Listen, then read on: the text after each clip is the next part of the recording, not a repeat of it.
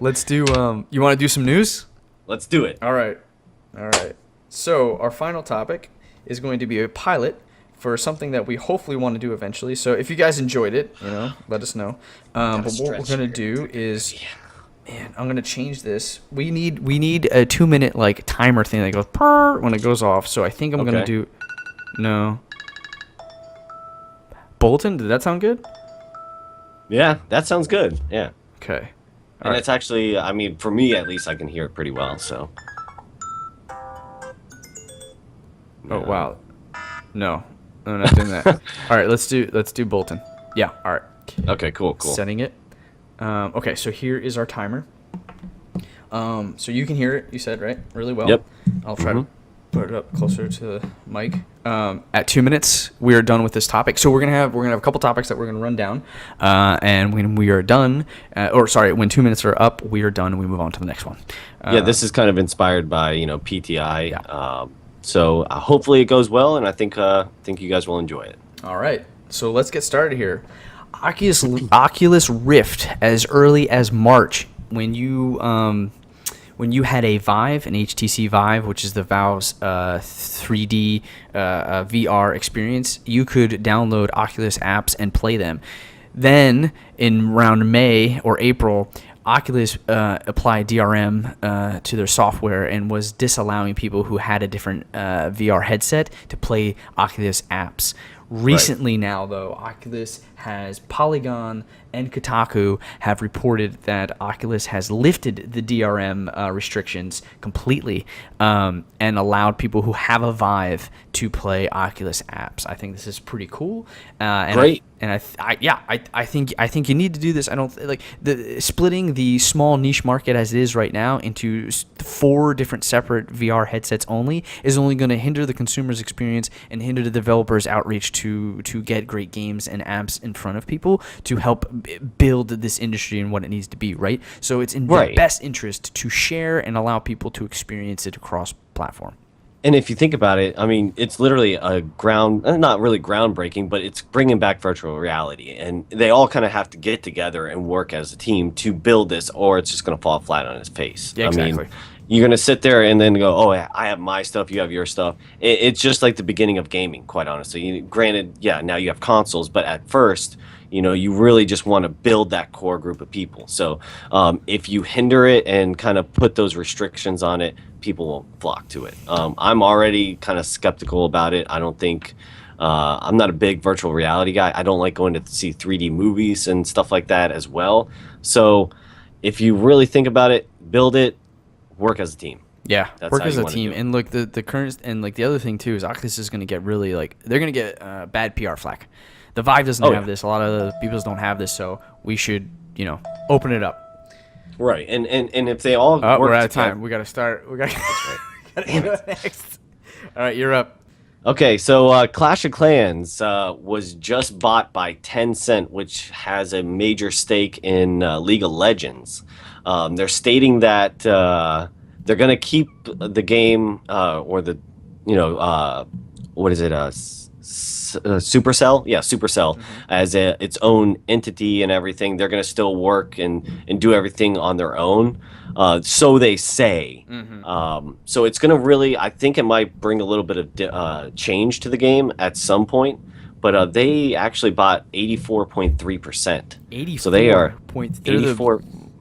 Wow. Yeah. So a huge stake in it. So honestly, in the past, when other things are bought and everything, yeah, you're gonna have some influence on it. So, do you play Clash of Clans? I don't know if you've ever played it for 2 years straight, never spent a dime, and it took me 2.5 years to get to the second to last tier.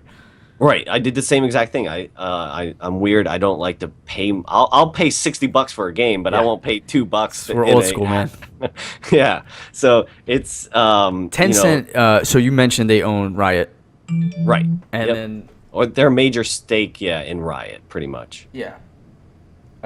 So. Sorry, go ahead.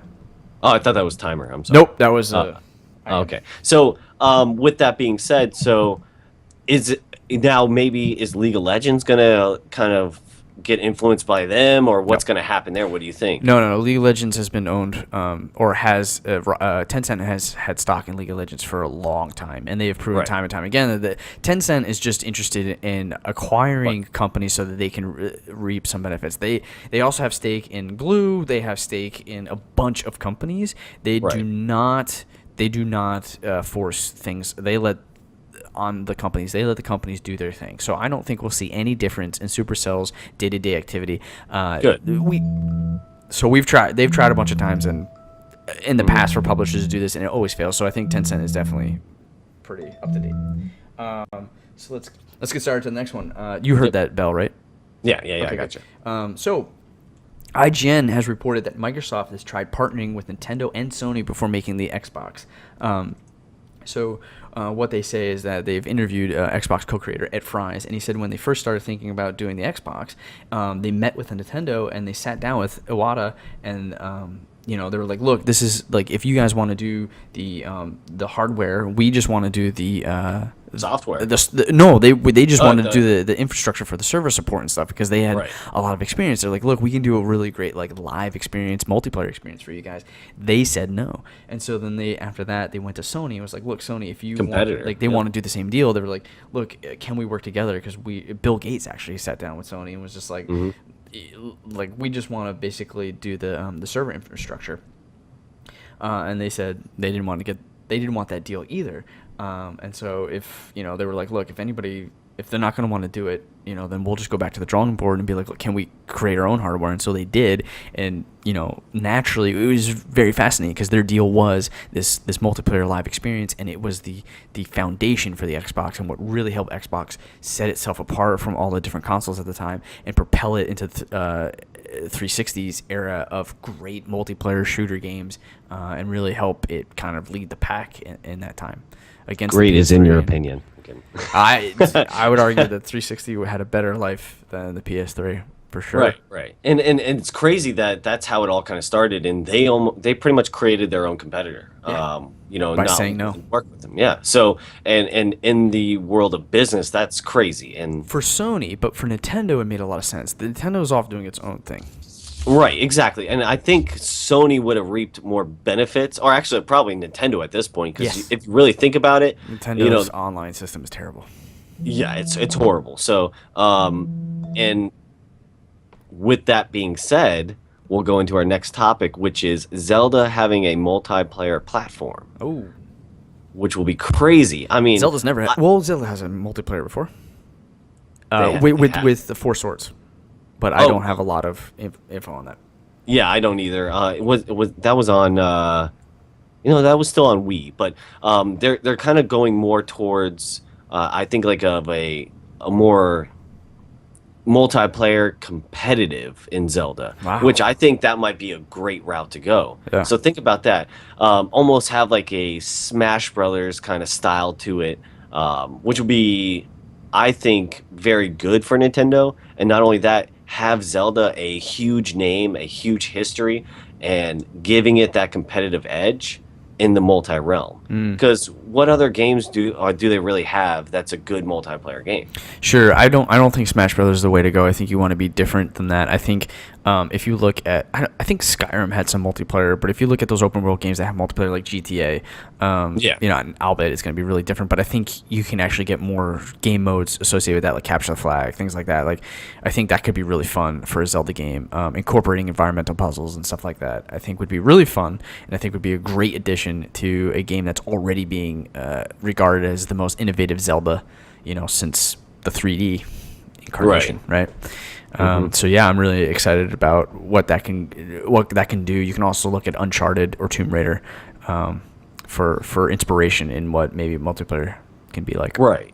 And the other thing is that with this Zelda game, actually, I'm even thinking about just buying a Wii now, because I don't even have a Wii, and the new system that's coming out with this Zelda, I'm like, okay, I'm willing to almost at this point say, I want to give it a shot. Yeah, you know? but if you think about what it would cost you for one game, you're talking about $260.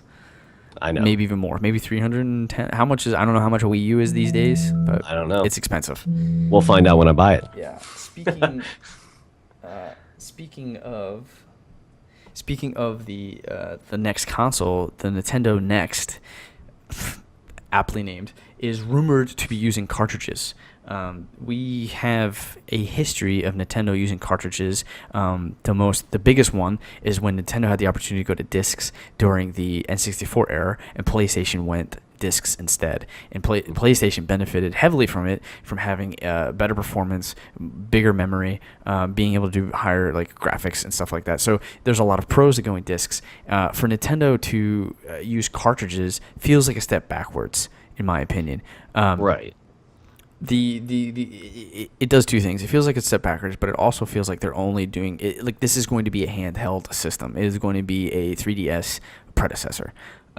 And if that's the case, then I'm looking at the Wii U as an investment that I might want to get behind and buy a Legend of Zelda. But which by the way is also I think confirmed for the Next.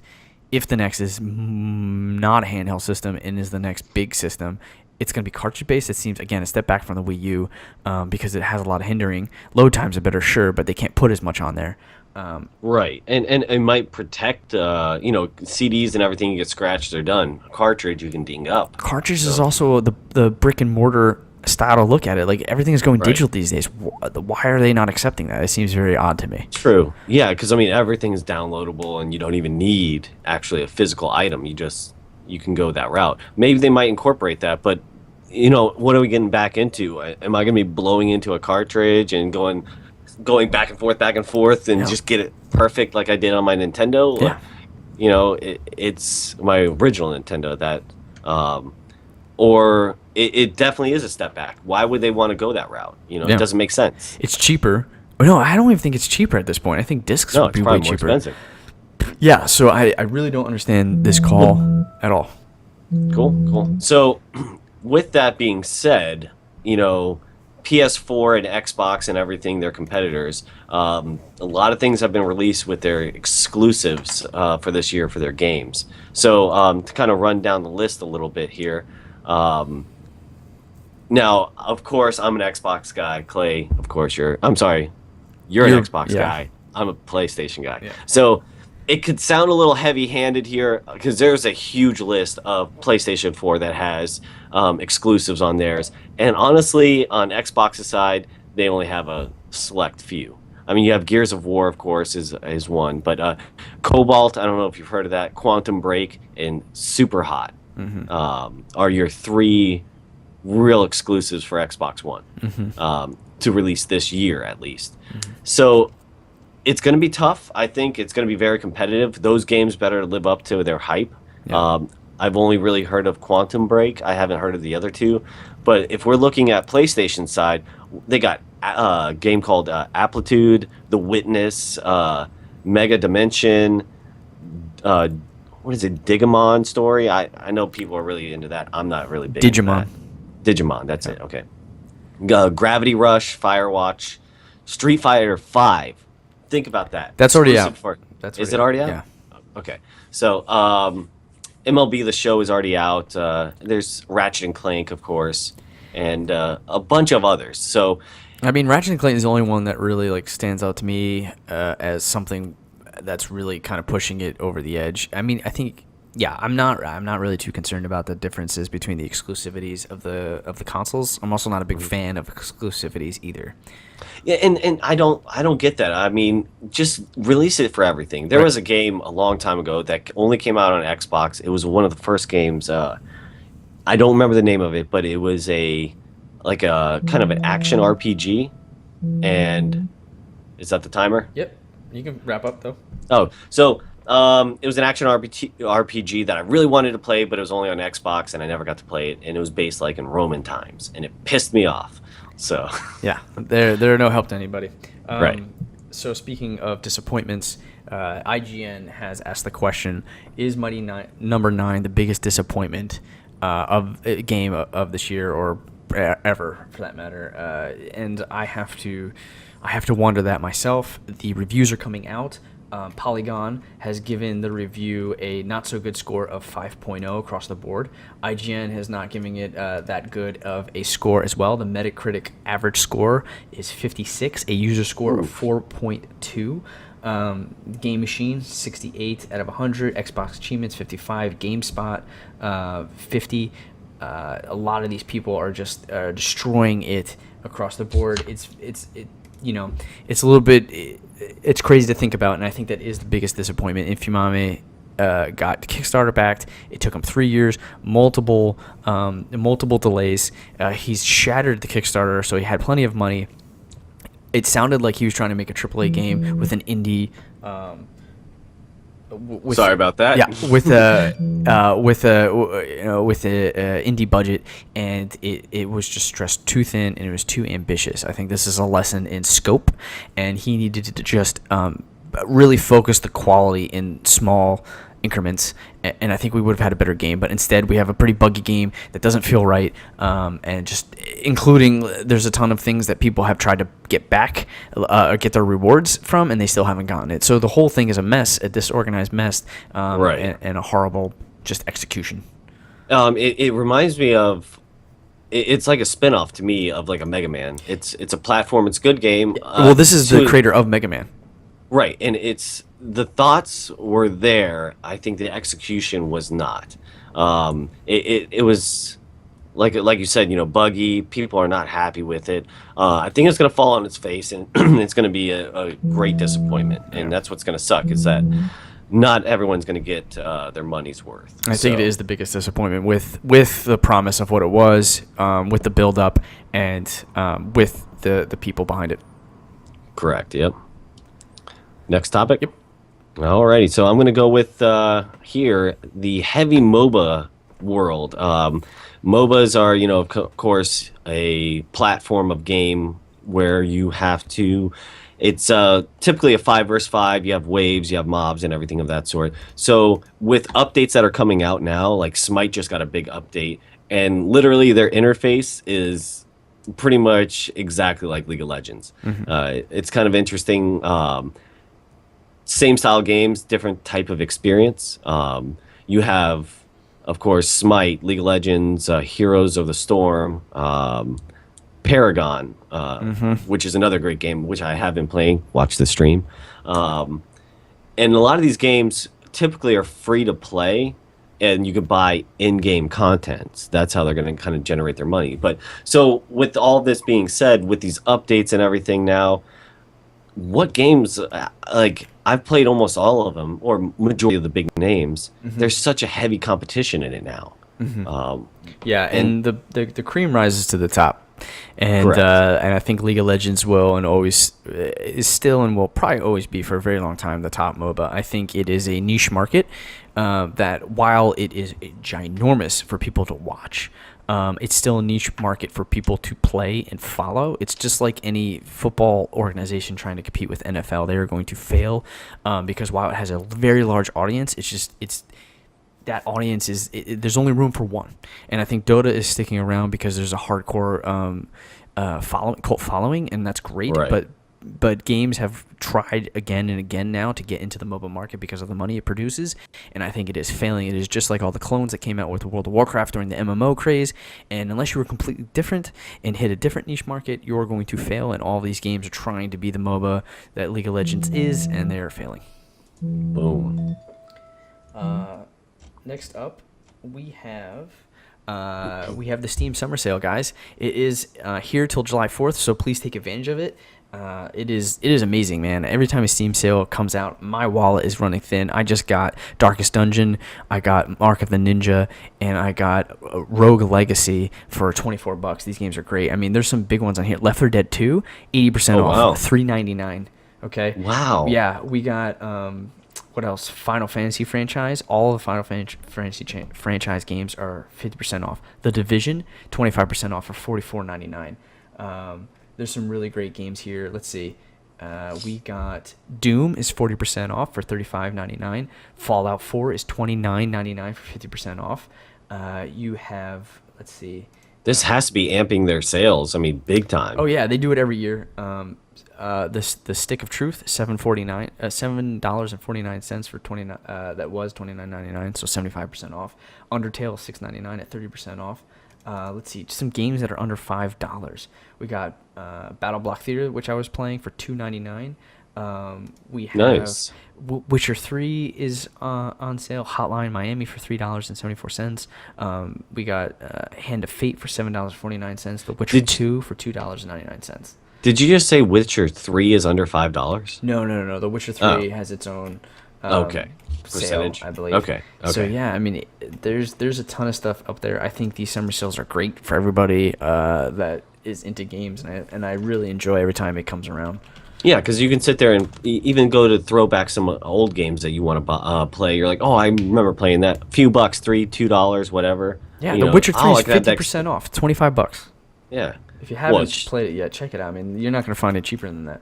Right. And that's what I like about these sales, is that you can really re-experience those games that you haven't played in years, you know. Yep. So it'll be a good idea to purchase. Totally. Alrighty, so our last topic here on this little thing that we're doing here today is Counter-Strike being sued, which is crazy. I know you've heard about this, Clay. Yep.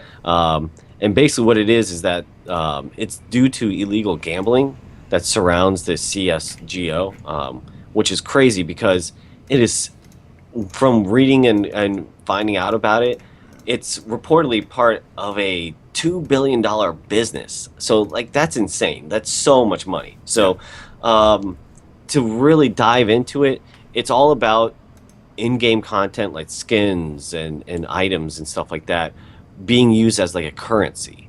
You know, you can unlock things and kind of trade with people for real money. So, Valve... basically the suit alleges directly profits from transactions that are tied to gambling.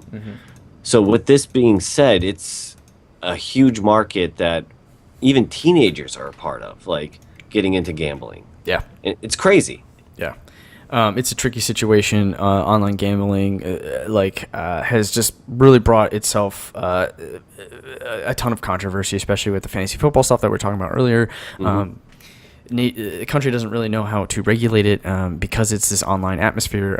So there certainly is some stuff that they need to figure out and kind of find to see if stuff is really illegal or not. If people are taking advantage of it, or are they finding loopholes, or is it a scam kind of deal? Right. So it's really it's interesting. It's a newer thing that people need to figure out.